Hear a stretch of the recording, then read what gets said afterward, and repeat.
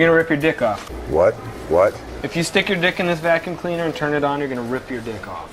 Why would I do that? I don't know, sir, because it's not gonna feel like a blowjob.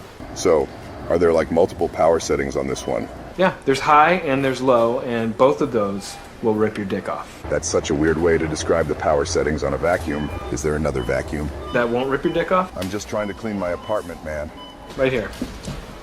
This is a vacuum cleaner that sucks dicks really well. You're being a real weirdo. Oh, hell no! I need this, my apartment's dirty. Mm-hmm. Wow, $1,400? Watch, this motherfucker's still gonna buy it. This is ridiculous. Nasty ass vacuum fuckers. You better like and subscribe, you stupid little jabroni.